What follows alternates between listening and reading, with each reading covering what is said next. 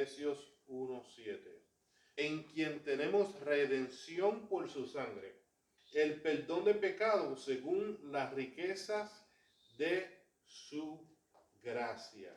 En este día celebramos la resurrección de Jesucristo. Vamos a ver la importancia de este evento que estamos celebrando en el día de hoy. Existen alrededor de 4.300 diferentes religiones en el mundo, pero solo el cristianismo puede reclamar los hechos y eventos alrededor de la vida de Jesús. Me explico. Nadie más reclama haber resucitado con pruebas como en el caso de Jesús. Y eso es algo que es muy particular para el cristianismo, es muy particular para todos aquellos que usan la palabra de Dios que reconocemos como la Biblia, como su autoridad en el día de hoy. Quiero profundizar en lo que significa para ti y para mí estos eventos. El versículo 7 dice: en quien tenemos redención por su sangre, hablando de la sangre de Cristo, el perdón de pecados según las riquezas de su gracia. Antes de llegar a Jesús, tengo que empezar primero por el pecado para poder entenderlo mejor. En capítulo 3 de Génesis, empezamos a ver que en el primer libro de la Biblia, en los primeros 3 capítulos, sabemos que tuvo la creación. Después sabemos que habla de Adán y Eva. Y cuando ya Adán y Eva están formados, están vivos y están caminando, Dios les da un mandato que no coman del árbol que está en el centro del jardín del Edén. Y ahí es que cuando vemos que a través de una tentación, podríamos decir, de una serpiente que habló con Eva o le dijo a Eva o se la presentó de una forma a Eva, Eva tomó de ese fruto que no estaba supuesto a hacerlo. Y va Eva y le da a comer a Adán de ese mismo fruto que tampoco estaba supuesto a comer de ellos. Y cuando ellos comen de ese fruto, entonces se le abre su mente y sus ojos a poder saber que estaban desnudos. Y ahí es que podemos ver en la humanidad que entra lo que hoy le decimos pecado. Y usted usted preguntaría a usted mismo, ¿qué quiere decir pecado? Acciones con que los seres humanos se rebelan contra Dios, dejan de cumplir el propósito divino para sus vidas y ceden ante el poder del mal. Eso es lo que es el pecado.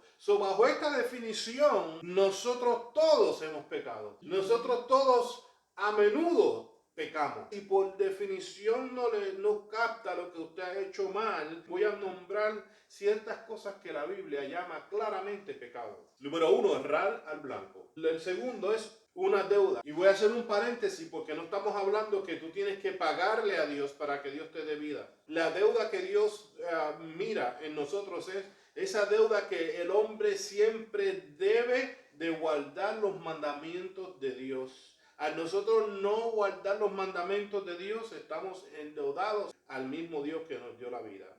Ahora, también existe otro que es el desenfreno. También existe otro que es la desobediencia, que está muy común. Cuando Dios te dice va para la izquierda y tú decides irte para la derecha. Está también la transgresión. Está también la caída del ser humano. Está también la derrota de esta misma persona, de nosotros, nuestra derrota. Está la impiedad. Y todas estas cosas la Biblia las categoriza como pecados. Ahora, ya que tenemos entendimiento de lo que es el pecado, entonces ahora podemos empezar a hablar de Jesús y entender mejor por qué Él hizo lo que hizo por nosotros. Y como le había dicho al principio en la introducción, vamos a empezar hablando de que Jesús murió por nosotros. En Gálatas capítulo 1, Pablo claramente les explica a los que viven en el lugar la ciudad de Gálatas o Galacia, le dice que el Señor Jesucristo se dio a sí mismo por nuestros pecados y que esta fue la voluntad de su Padre. Y usted puede decir, pero ¿cómo es eso? Jesús es el Hijo de Dios y fue la voluntad de Dios que Jesús muriera por sus pecados. Sí, literalmente. En Gálatas 2, capítulo 2, versículo 20, la parte B también dice lo mismo. Hijo de Dios, el cual amó y se entregó a sí mismo por mí. Usted puede llenar el blanco y decir, no está hablando de mí. Él se entregó por mí. Y yo puedo decir en el día de hoy, Jesucristo se entregó por mí. Cuando usted empieza a leer la Biblia desde Génesis hasta la muerte de Jesús, habían unos tipos de sacrificios. Entonces lo que estaban haciendo estos sacrificios es que apenas estaban como que aplacando a Dios. Entonces yo tenía que ir a matar algo inocente, un animal en estos casos, porque no se hacían sacrificios de personas. Cogíamos un animal inocente que no tenía que ver con mis pecados. Ese animal, ese pájaro, esa paloma no tenía nada que ver con las cosas que yo hice mal. Entonces yo le quitaba la vida, ponía esa sangre sobre el altar para que Dios no tuviera la ira conmigo.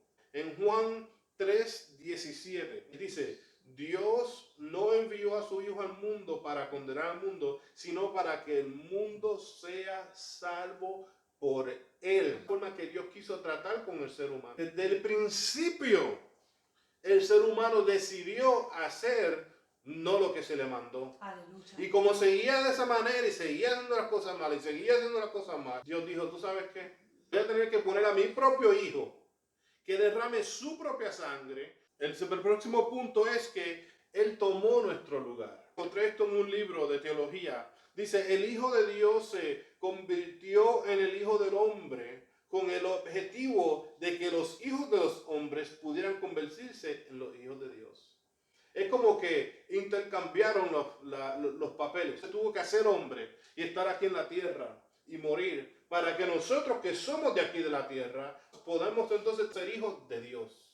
Qué bonito, ¿no? Como que un tipo de sustituto. Y cuando nosotros vamos a Juan 1:12, podemos ver que eso fue lo mismo que Dios quiso hacer desde el principio.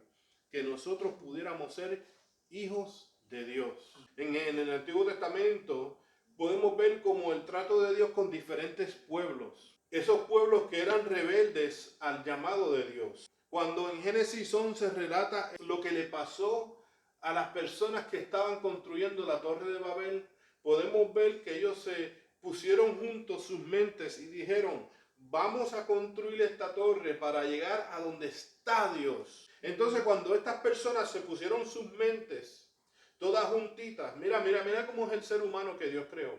No solamente al principio hacen lo que le da la gana, pero después un poquito más adelante, estamos hablando del mismo capítulo de Génesis, ya para el capítulo 11, ya la tierra está poblada, ya estas personas están conspirando y hacer cosas que no se supone que estuvieran haciendo. Cuando Dios los llama a fructificar la tierra, como Dios los llama a multiplicarse, ellos deciden: no, vamos a hacer una ciudad, nos vamos a quedar aquí todos juntitos y vamos a hacer una torre y vamos a llegar hasta donde está Dios. Dios hizo fue, le confundió las lenguas para que ellos no pudieran llegar a su plan que tenían. También podemos encontrar a las ciudades hermanas, las ciudades vecinas, Sodoma y Gomorra. Y empezamos a leer y a estudiar y a escudriñar la palabra y entendemos rápidamente que Sodoma y Gomorra estaban comportándose de una forma no aceptable en los ojos de Dios. Se estaban portando bien mal, tenían sus espaldas totalmente a Dios. Dios mandó azufre y fuego que caía de los cielos sobre esa ciudad.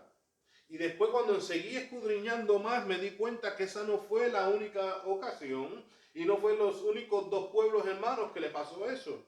También dice en Deuteronomio 29 que Adma y Seboim también le pasó lo mismo. Entonces ya estamos viendo como un patrón. Podemos ver que Dios trató con muchas personas de una forma muy fuerte. Dios nunca tuvo mucha misericordia con algunos pueblos. Y cuando digo mucha, lo digo por el ejemplo que me viene a la mente de Nínive. Dios tuvo misericordia de Nínive a través de Jonás y lo mandó a predicar. Y Jonás fue. Y Jonás, bueno, después de la historia de Jonás, podemos ver que él sí llegó allí. Y todo el mundo se puso en ayuno y pidieron perdón. Pero cuando buscamos la historia, Nínive no se quedó en el lado bueno de Dios.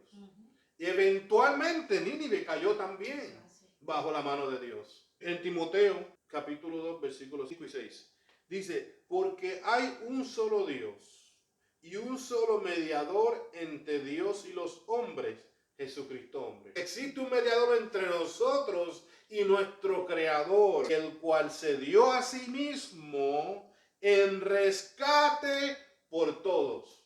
¿Qué es rescate? Cuando tú te pierdes, alguien va y te rescata. Cuando tú te estás ahogando en el agua, alguien va y te rescata. Cuando tú estás en peligro, que te estás yendo por un barranco, alguien puede ir y te rescata. En otras palabras, cuando alguien te rescata, quiere decir que tú estás en un precipicio, o tú te estás hundiendo, o que tú no puedes nadar, o que tú te estás muriendo por una situación que otra. Yo no sé cuál es tu situación en el día de hoy, pero necesitábamos que alguien que nos rescatara, y se llama Jesucristo. En el día de hoy podemos decir, tenemos a alguien que no solamente aboga por nosotros, pero nos rescató. Porque desde Génesis 3 podemos ver que caso tras caso tras caso, historia tras historia tras historia, el hombre va dándole las espaldas a Dios. El hombre va de mal en peor. La humanidad va disminuyéndose, matándose los unos a otros, haciendo lo malo, buscando lo malo, buscando los placeres de la carne y dándole las espaldas a Dios. Por eso es que necesitamos a un mediador. Por eso es que necesitamos un Jesucristo resucitado que se pare y se siente a la diestra del Padre pidiéndole por nosotros. Porque si nos dejan a nosotros, no estuviéramos vivos. Trae directamente a nuestro próximo punto. Aboga por nosotros en la diestra del Padre. En Romanos 8:34 dice, ¿quién es el que condenará? Cristo es el que murió, mas aún el que también resucitó, el que además está a la diestra de Dios, el que también intercede por nosotros. No solamente nos rescató, como nos dice Timoteo, pero también nos está diciendo que intercede por nosotros. Y trata como que de suavizar la situación, decirle al Padre, no pongas tu mano porque Él está pasando por esta situación. Que le da una razón por qué no poder todo su peso, le da una razón por qué no poder toda su mano, con toda su fuerza sobre esa persona. Y dice, no, pero pastor, Dios es amor. Seguro que Dios es amor. Dios es la definición de lo que es amor. Y la gracia de Dios, como estábamos leyendo ahorita, es la que nos cubre a todos y nos deja vivir como estamos viviendo. Pero también la Biblia me dice que Dios no siempre contenderá con el hombre. Que va a llegar cierto punto que Dios se va a cansar. Y para ser justo con los demás que están haciendo las cosas bien, tienes que extirpar lo que está mal. Por eso es que muchos Dios se los lleva temprano. Por eso es que muchos no duran en la vida. ¿Por qué? Porque entonces, si Él fuera un Dios justo, ¿cómo puede permitir esto cuando nosotros estamos tratando de hacer lo mejor? Entonces no fuera justo. Lo que sí entendemos es que tenemos un intercedor por nosotros. Amen. Y yo no sé si usted entiende lo que es un intercedor, pero pudiéramos usar la palabra abogado. Cuando nosotros tenemos un caso de corte, buscamos un abogado porque el abogado conoce las leyes mejores que nosotros. Cuando nosotros vamos con una representación de un abogado, tenemos unos chances mayores de seguir hacia adelante y de ganar ese caso. ¿Por qué? Porque la persona que nosotros llevamos al lado de nosotros conoce nuestros derechos, conoce las leyes y conoce el caso en el cual nosotros estamos metidos. Nosotros como cristianos tenemos un abogado que se llama Jesucristo. ¿Y usted sabe en qué se especializa? En relaciones humanas. Él sabe cómo nosotros somos. Él nos conoce. ¿Usted sabe por qué? Porque Él fue de carne y hueso. Pues como Él sabe por lo que nosotros hemos pasado, como Él sabe por lo que nosotros pudiéramos estar pasando, ¿qué mejor abogado tener a nuestro lado? La importancia del día de resurrección no es que me van a dar unos huevitos de chocolate, no es que el conejito me van a hacerle que esto, que si lo otro, que me hacen un regalito, y no estoy diciendo nada que los regalos son malos, sino que la importancia del día de hoy es que tenemos que ponerle encima de todas las cosas el nombre de Jesús. Porque fue el que murió en la cruz y el que resucitó al tercer día. No solamente resucitó, estuvo alrededor de nosotros por 40 días comprobando lo que había ocurrido. Pero lo que Él hizo después fue, nos rescató, como dice Timoteo. Intercede por nosotros, como dice en Romanos 8:34. Y lo más importante de todo esto es que su sangre cubre nuestros pecados. Quiero leer varios versículos en Primera de Juan capítulo 1. Los versículos 7 al 10 dicen de esta manera: pero si andamos en luz como Él está en luz, tenemos comunión uno con los otros. Y la sangre de su Hijo nos limpia de todo pecado. Muchas personas vienen a los pies de Dios y todavía tienen esa culpabilidad. No, que yo hice aquello, que hice lo otro. No, hermano. Cuando nosotros tomamos este paso, cuando llegamos a los pies de Dios, todos nuestros pecados son limpios por la sangre de Jesús. Dice el versículo 8, si decimos que no tenemos pecado, nos engañamos a nosotros mismos. Porque hay personas que son perfectos, pero aquí no hay ninguno de esos, gracias a Dios. Y la verdad no está con nosotros. Dice el versículo 9, si confesamos nuestros pecados, Él es fiel y justo para perdonar nuestros pecados y limpiarnos de toda maldad. Y dice en el versículo 10, si decimos que no hemos pecado, le hacemos a Él mentiroso y su palabra no está en nosotros. Si nosotros nos llamamos cristianos verdaderos y si nosotros nos llamamos hijos de Dios y si nosotros reclamamos que Jesucristo es nuestro abogado y que Jesucristo intercede por nosotros y que Jesucristo nos rescató del lodo, de lo peor que estábamos metidos, entonces no podemos decir que no hemos pecado, porque lo hacemos mentiroso. Porque el mismo Jesucristo vino por una razón, para limpiarnos con su sangre del pecado. Nosotros tenemos a alguien que nos rescató, que nosotros tenemos a alguien que intercede por nosotros, aunque todavía seguimos siendo seres humanos, aunque todavía seguimos teniendo, viviendo en este cartucho, en este cuerpo, que le gusta buscar de la carne, que le gusta buscar sus propios beneficios. Hay que decirle a este cuerpo, darle un jamaquillo, mira, ¿dónde tú vas hoy? Vamos a hacer lo que Dios quiere que haga. Porque tenemos a alguien que nos está defendiendo, pero nosotros tenemos que ponerle nuestra parte. Porque nos están defendiendo y nos están rescatando. No quiere decir que nosotros nos vamos a irnos a enfangarnos todos los días, sino que esto es una regeneración, que tenemos que seguir trabajando hacia la meta. Ahora, le voy a decir algo que me enseñaron en el seminario. De la forma que la Biblia plantea todo lo que yo le he dicho ahora y muchas cosas más. Que cuando Dios desde lo alto mira hacia abajo, lo que Él ve no son a Javier un pecador. Lo que Él ve es a Javier cubierto por la sangre de su Hijo Jesucristo. Entonces cuando Dios mira hacia abajo y ve a Javier, una persona lavada con la sangre de su Hijo Jesucristo, Él dice, espérate, ¿cómo yo voy a hacer lo que estoy pensando, que es extirpar a esa persona? Estoy hablando de Javier en este momento, porque sigue metiendo las patas a diario. Pero ¿cómo yo voy a hacer eso si lo que yo puedo ver es la misma sangre de mi hijo? Y si lo que yo veo es la misma sangre de mi hijo, me da a tener más compasión. Me da a mí a tener más gracia con esa persona. Y entonces no solamente él ve eso, pero al lado de él está el hijo. Acuérdate que ese es uno de los de nosotros.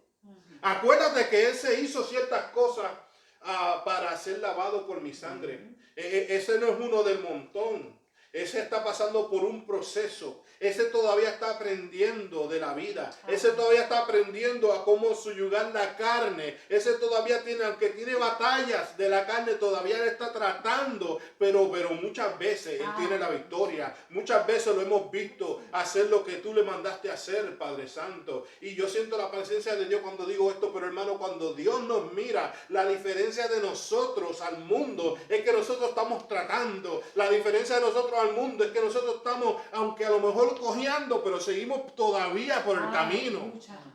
Cuando la gente de allá afuera andan por todos lados haciendo lo que les da la gana, aunque nosotros estemos cojeando, aunque nosotros estemos hasta en silla de ruedas, pero seguimos en el camino, agolpeados, pero no destruidos. Aunque estemos bien heridos, pero seguimos el camino. Y eso es lo que Dios puede ver cuando nos mira, que todavía la sangre de su Hijo está sobre nosotros y nos está lavando y está haciendo un trabajo en nosotros que nada ni nadie puede hacer. Y eso es lo que para que Dios no nos destruya como una nación. Y yo le doy gracias a Dios que vivimos aquí, que todavía hay muchas personas que creen en lo que es Dios. Usted no sé si ha dado cuenta que todavía hasta el día de hoy, esto le doy gracias a Dios, todas nuestras monedas y todos nuestros billetes de dinero todavía dice, In God we trust. En Dios confiamos. Y como conclusión, déjame leerle esto que también lo encontré en el libro. El mundo respondió a las afirmaciones y derechos de Jesús enviándolo a la cruz. Pero Dios respondió resucitándole. Esto es para que hoy usted y yo podamos disfrutar de estos beneficios. Aunque le faltamos a Dios como Adán y Eva lo hizo, tenemos a Jesucristo abogando por nosotros para que tengamos vida y vida eterna. Hace falta que de nuestra parte andemos en la luz y le sirvamos con intención y propósito, no por beneficio, sino como agradecimiento por lo que Jesucristo hizo y hace y hará por todos nosotros. Y cuando nosotros cambiemos nuestro enfoque, y cuando nosotros cambiemos nuestra mentalidad, porque muchas personas siguen a Jesucristo solamente por los beneficios. Pero cuando nosotros cambiemos esa mentalidad y empezamos a seguir a Cristo por lo que Él hizo por nosotros y por lo que Él hará en el día de mañana, entonces todo cambiará.